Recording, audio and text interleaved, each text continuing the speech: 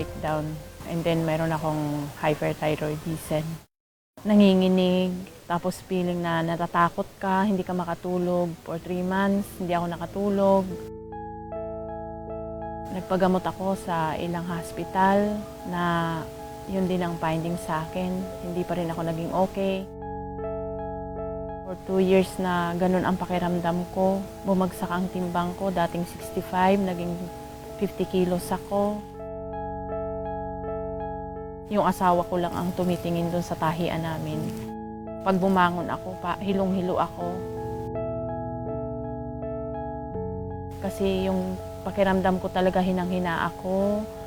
Halos hindi talaga ako totally makapagtrabaho. Tatayo lang ako. Para akong nakalutang. Para akong papel na naglalakad. Umiiyak ako noon, kala ko hindi na ako mabubuhay. Halos hindi na ako makakain noon. Nanginginig ka. Tapos pag may naririnig ka na parang nag-aaway, takot na takot ako. Lagi na lang ako nakahiga.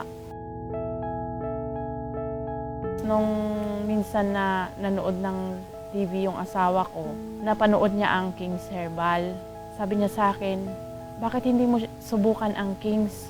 Sabi ko, napakarami ko nang sinubukan. Sabi ko, napakalaki na ng gastos natin.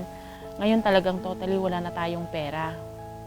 Sabi nga nun, hindi, bibili tayo niyan. Sabi ko, saan ka kukuha ng pambili? Sabi niya, uutang ako. Kahit isang bote lang. Nakilala ko po si Feby Villanueva noong unang tumawag siya ng October 2014. Isa po siya sa caller ko sa King's Herbal. Nung una, nag-hesitate ako, syempre isa lang. Pero nung naramdaman ko na matindi yung pangangailangan niya, dinala na rin po namin kahit isa lang yung order niya. Nung uminom ako ng King's, siguro mga pang-4 na gabi, nakatulog ako.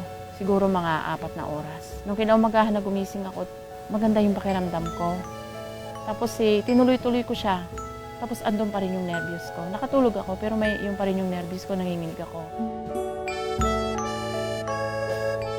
Nung maubos ko na yun ng halos 1 week lang yung isang bote na yun, sabi ko parang magaan yung pakiramdam ko, tapos parang lumakas yung katawan ko. Nung maubos ko ulit yung pangalawang bote na yun, unti-unti na nararamdaman ko, nawawala yung panginginig ko.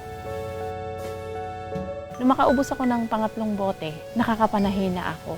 Nakakatulong-tulong na akong manahi doon sa mga tao ko. Nagulat din yung mga kapitbahay ko kasi nakakapag-jogging-jogging na ako. Nakakaikot-ikot na ako na hindi nila ako nakikita na lumalabas. Ngayon nakakalabas na ako para sa mga meeting ko. Contractor nga ako ng mga uniform. Tapos yung aking thyroid, nung magpa-check up ako, sabing ganun ng doktor sa akin, tolerable na siya para hindi gamutin. Kaya itinuloy-tuloy ko lang yung King's hanggang ngayon.